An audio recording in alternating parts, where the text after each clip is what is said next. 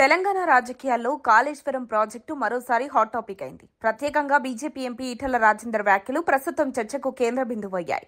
BJP తరపున వేదికలెక్కిన ప్రతి నేత కూడా కాళేశ్వరం ప్రాజెక్టును కేసీఆర్ కుటుంబానికి ఏటీఎంలే అభివర్ణించగా, ఈటెల మాత్రం విభిన్నంగా మాట్లాడడం పార్టీకి ఇబ్బందికరంగా మారింది.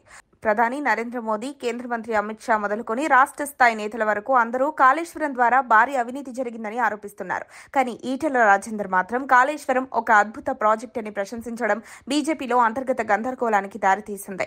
ఈటెల రాజేందర్ మాట్లాడుతూ, ప్రాజెక్టు నిర్మాణంలో అధికారుల వైఫల్యాలు ఉన్నాయన్న మాటను ఒప్పుకున్నా ప్రాజెక్టు మొత్తం తప్పనడం అంటే ప్రజలకు అన్యాయం చేస్తారని అభిప్రాయపడుతున్నారు. ఇది పార్టీ స్టాండ్కు విరుద్ధంగా ఉండటంతో ఆయనపై పార్టీ నేతల నుంచి విమర్శలు వెల్లువెత్తుతున్నాయి. ప్రస్తుతం రాష్ట్ర బీజేపీ అధ్యక్షుడు కిషన్ రెడ్డి సహా చాలా మంది నేతలు ఈటెల వ్యాఖ్యలను ఖండిస్తున్నారు. కాళేశ్వరం ప్రజలకు ప్రయోజనం లేకుండా కేవలం కేసీఆర్ కుటుంబానికి లాభాలు చేకూర్చిందని బీజేపీ అభిప్రాయం. అయితే ఈటెల మాత్రం పార్టీ లైన్కు భిన్నంగా కాళేశ్వరం నిర్మాణాన్ని ప్రశంసించడమే కాకుండా కేసీఆర్ తీసుకున్న నిర్ణయాలు మంచి ఉద్దేశంతోనే జరిగాయని చెప్పడం పార్టీలో అసహనానికి దారితీసింది. ఈటెల రాజేందర్ పార్టీ లోపల పాత నేతల ఆటలు, తనకు ఎదురవుతున్న అవమానాలను చూసి మెల్లగా మళ్లీ కేసీఆర్ శిబిరం వైపు మొగ్గు చూపుతున్నారని గుసగుసలు వినిపిస్తున్నాయి.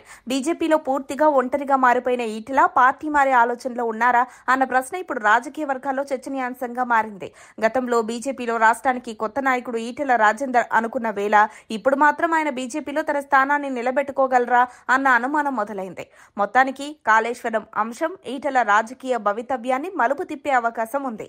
ఆయన తీసుకునే తదుపరి నిర్ణయం తెలంగాణ రాజకీయాలపై గణనీయమైన ప్రభావం చూపే అవకాశం ఉంది. మరిన్ని అప్డేట్స్ కోసం మా కాయ్ టీవీని సబ్స్క్రైబ్ చేసుకోండి. మా వీడియో కనుక మీకు నచ్చినట్లయితే లైక్ చేయండి, షేర్ చేయండి. మీ విలువైన అభిప్రాయాలను కామెంట్ బాక్స్లో తెలియజేయండి.